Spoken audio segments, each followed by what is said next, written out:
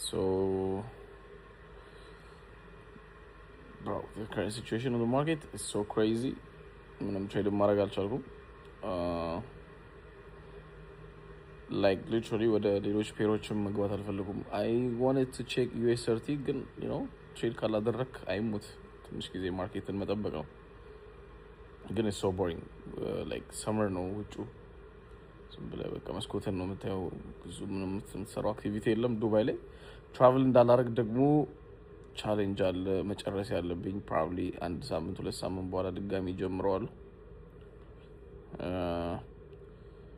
ኖርማሊ ማይ ቻሌንጅ ትንሽም $20 $20 $100 $1000 ብዙም ያላቸው ሰዎች ብዙ ይሰራሉ፣ ትንሽም ያላቸው ሰዎች ይሰራሉ። በአሁኑ ግን ላይክ ስጠኛ ውሰድብኝ ምናምን ነው ነገር ሆነ።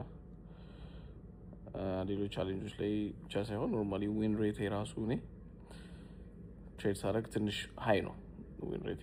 በዚህ ግን በቃ አዛ የሆንኩት ያው ትሬድ ሳይደረግ አይሞትም። ሌሎች ፔሮች ምናምን መውሰድም አልፈለኩም። ብቻ ኢዝ ቦሪንግ። እስቲ እንዳንተ እንዴት አይታላችሁ?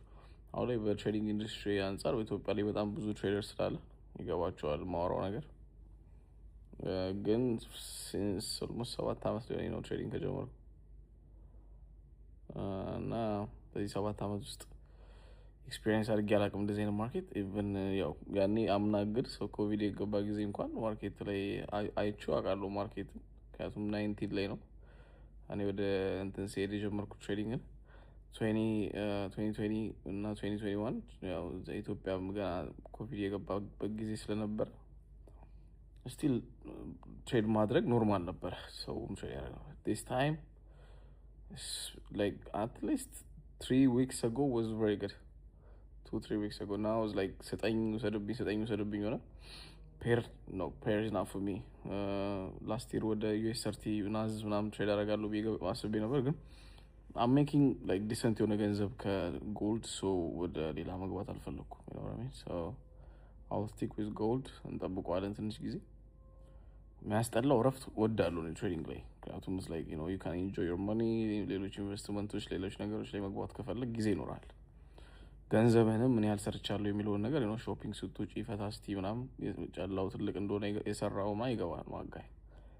በአሁኑ ግን so in the middle of summer the challenge hold me not to travel. so እግዚአብሔር ይረዳል እንግዲህ መጠበቅ ነው patiently። ቻሌንጅ ላይ ያላችሁ ደግሞ ትንሽም ገንዘብ ያለ አይቀራችሁ፣ በደንብም ደግሞ የሰራችሁ ከኔ እኩልም ያላችሁ ጠብቁ patiently. I promise that we're going to finish this.